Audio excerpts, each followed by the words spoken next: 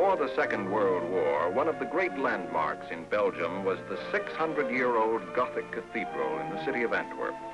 Towering over the city, this architectural achievement was a spiritual symbol, linking the inhabitants with a great cultural past. The cathedral, as well as other old buildings, reminded the people of a way of living that had stood the test of time.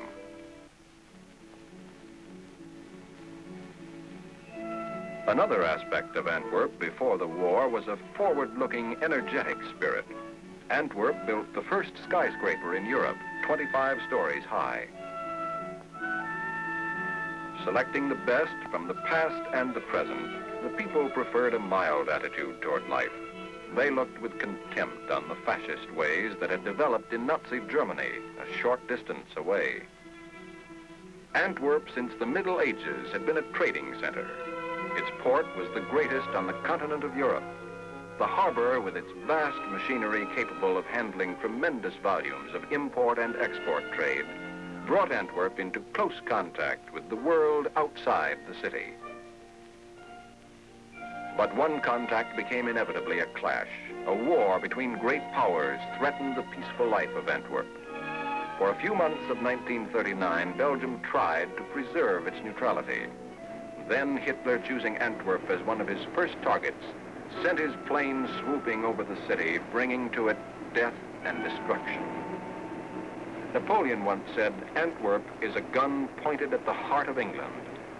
To Adolf Hitler, the capture of Antwerp was a natural step in the plan to conquer England and the rest of the world. Antwerp was taken. For 4 years, the Belgian people existed and suffered under German rule.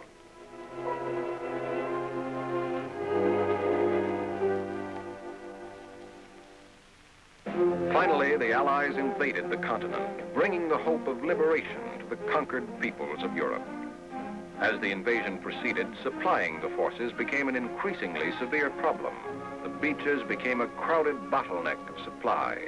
The Allies needed a major harbor to feed the tremendous drive toward Germany. The enemy knew this. They bombed and wrecked Le Havre and all the large ports along the northern coast of France. Deprived of harbors, we found roads were the only answer. Roads became our lifeline, stretching farther and deeper into France. Supplies moved over one-way routes in a 24-hour delivery system now famous as the Red Ball Express. Day and night, the trucks rolled along the roads of France, bringing gasoline, ammunition, and food to frontline depots. The huge Allied force in France had only one small port, Cherbourg, through which supplies might flow. Cherbourg was hundreds of miles from the fighting front. The lines were stretched to the breaking point. We needed a port desperately. Antwerp, Germany's key to the invasion of England, could unlock the door to Germany. In a sudden 8-hour thrust of 110 miles, the British 11th Armored Division fought their way to the city. The troops rolled through the outskirts of Antwerp almost unchallenged. Several months before, no one would have dreamed that Antwerp was to be taken so easily. For 4 years, the people of Antwerp had known only oppression. Now the suddenness of liberation was overwhelming. In one day, life in the city changed entirely. The Belgian underground came out into the open, cleaning up small pockets of resistance. The thrilled inhabitants couldn't wait to express their happiness. During the day of liberation, there was street fighting one moment and rejoicing the next. The British tanks rumbled through the old city, past ancient buildings that would continue to tell of Antwerp's age and great past. Moving out into the edges of the city, Allied forces met stiffened resistance as the Nazis made a last-ditch but hopeless stand. In the dock area, German snipers remained to cause some trouble, but Canadian troops soon pushed them back across the Scheldt River. Ultimately, the dock area was cleared, although German troops held on for a while in the islands guarding the entrance to the port. Amazingly, Antwerp was taken almost intact.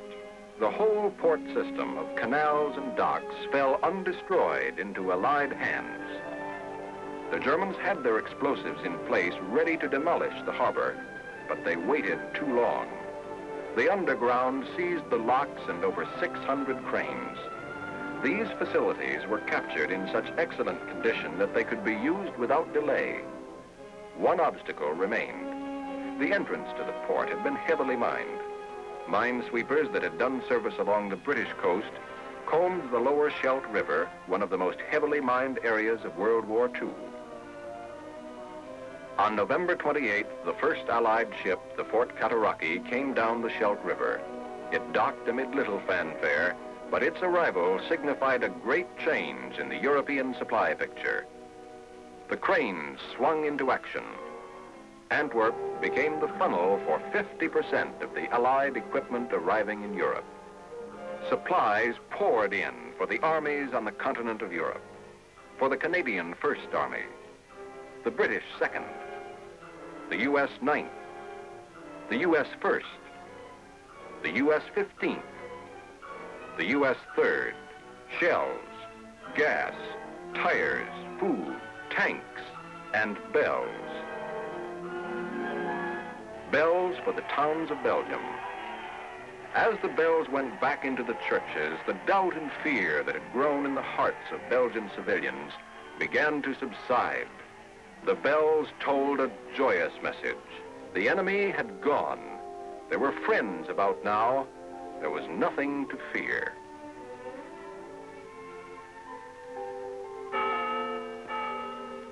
And then suddenly, the flying bomb.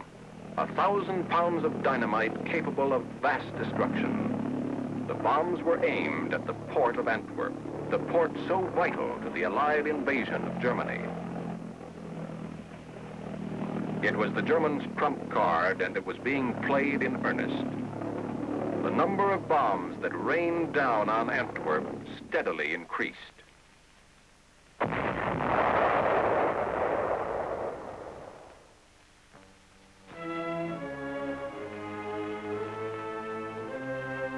Some of them landed in the port. Many landed in the city. Life in Antwerp was transformed. Each bomb killed or wounded an average of 38 people. Old women, accustomed to a round of housekeeping and shopping, were suddenly crushed under tons of debris.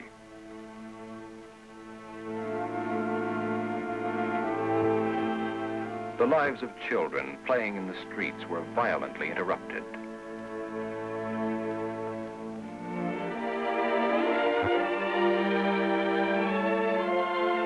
Homes became a ghostly setting for those who escaped death.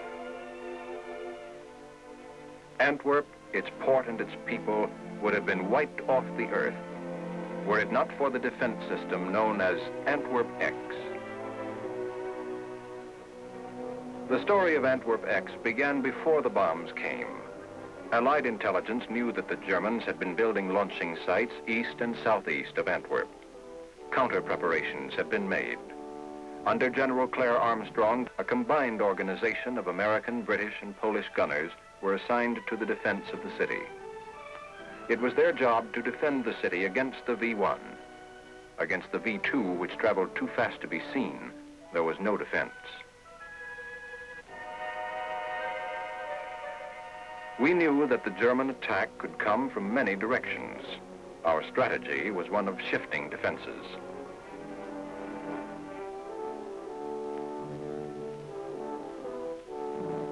When the V-1s began to come over from one direction, batteries would be shifted quickly, so that several belts of anti-aircraft fire, one behind the other, could protect the city.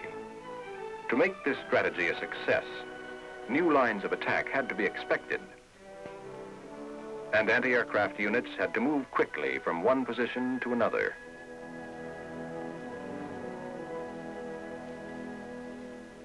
The gun crews around Antwerp learned to meet the extraordinary demands made by their jobs. A move order was just a couple of points on a map, but to the men it meant something more, something vital and urgent. They had seen the damage and death that the V-1s could bring. They knew that lives in Antwerp were at stake. they learned the importance of moving quickly. At all hours of the day and night, the small towns of Belgium shuddered as heavy equipment rushed along the quiet streets on the way to new positions of defense. The men got to know their jobs so thoroughly that handling the guns became second nature to them. It was like walking or talking. It seemed they had done it always. They learned speed in setting up, speed in getting the word through, speed in firing.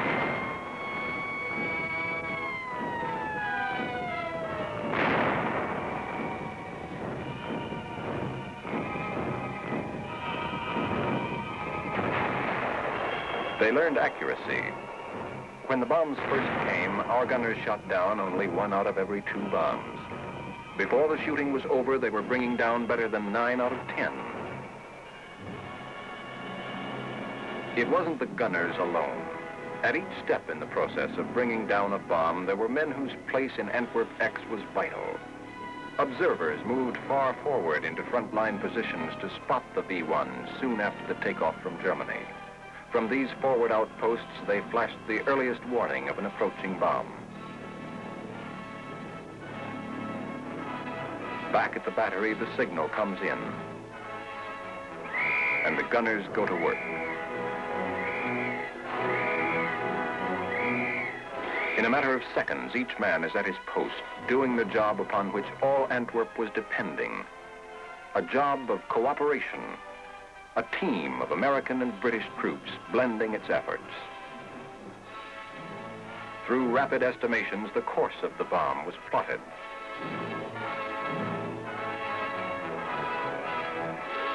Plotting was based on information received by radar units. Antennas scan the skies, listening, feeling, searching to discover the course of the bomb as exactly as possible. The bomb comes into range of the gun battery. And now the gun crews have their target.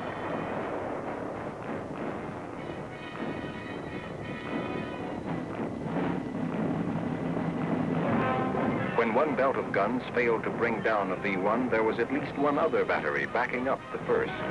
Sometimes 4 and 5 belts of guns guarded the bomb lanes to Antwerp.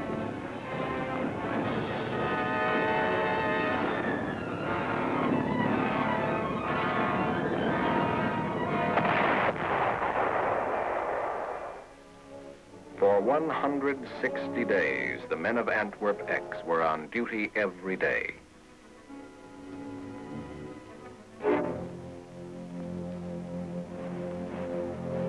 And there were few nights when a man could get continuous sleep. Sooner or later, there came an ominous sound in the night. The motorboat of the skies, and the V-1 flickered and glowed like a tiny firefly in the darkness. For 160 days, the people of Antwerp and the men defending it turned their eyes toward the sky. The black puffs were from our own guns. They were our defense. But the people saw them as the spots of a new disease that might afflict them endlessly. They wondered, how long can they keep it up? Will the supply ever give out? Will the bombs ever stop?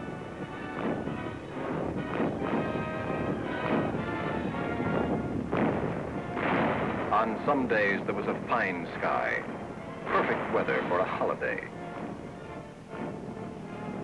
But this was not typical winter weather. More commonly, skies were gray. Often the targets were blurred by fog.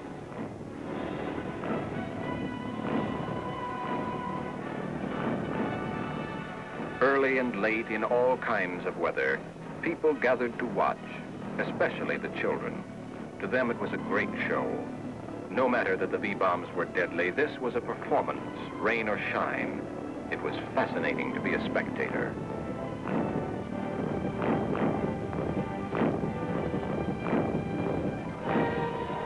But to the civilians, it was a matter of life and death. Their homes and their city were in the balance. The gunners were their protectors and defenders, their only hope against the deadly weapon in the sky. Action was frequent. The outcome was always in doubt. Sometimes a hit was freakish, damaging the flying mechanism so that the bomb hurtled to the ground in a crazy spin.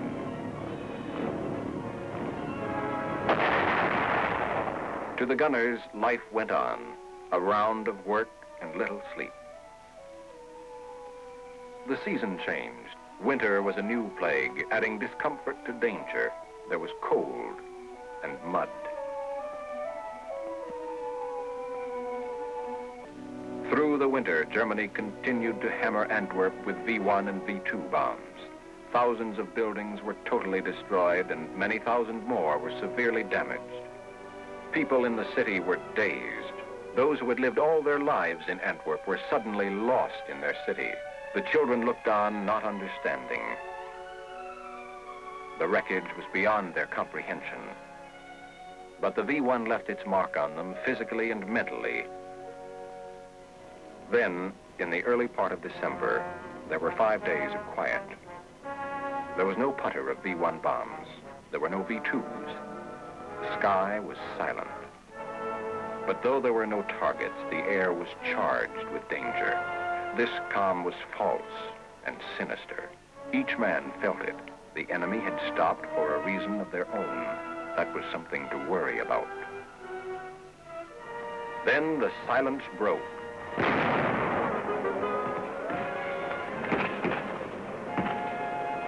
The German High Command, realizing the importance of the Allied supply stores, poured all its ground strength into a huge, dangerous counteroffensive, the Battle of the Bulge. Antwerp was the goal. Reach Antwerp, and the Allied drive would falter and fail. Our position grew dangerous. Our men were forced back. We lost valuable equipment. The Allies met the drive, throwing everything they had against the enemy, every man, every piece of equipment. Our highly specialized army rushed cooks, clerks, and cartographers into front-line fighting positions. Standard fighting methods were thrown overboard. Anti-aircraft guns fired point-blank into the enemy attack. But although the Allies suffered great damage, the result of the Battle of the Bulge was now clear. Von Rundstedt never reached the city that was his destination. Through it all, the port went on operating. The Belgian dock workers, heroic in the face of constant danger, continued to bring in the materials that were to reach the front in time for final victory. Truckload after truckload rolled through the streets of the city to the Western Front.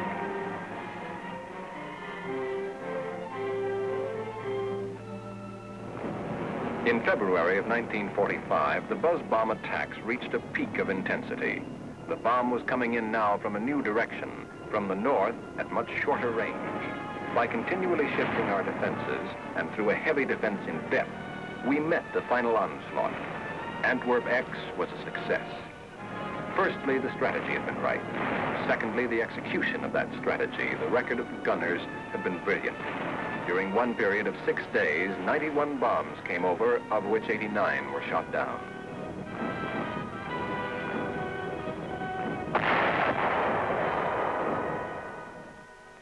The number of bombs that penetrated the defenses of Antwerp were only a small proportion of the destructive avalanche that might have reached the city. The shooting was over. Hundreds of thousands of rounds of ammunition fired into the sky had saved a city and protected a vital port. Antwerp X had played a major role in bringing the war in Europe to a rapid conclusion. Antwerp survived a war while being in the very center of it. The people had paid a price in lives and property. But beneath the surface, there had been a profound change. During 4 years of terror and suffering, they had gained a deeper understanding of human values, a renewed love for their traditions of culture and goodwill.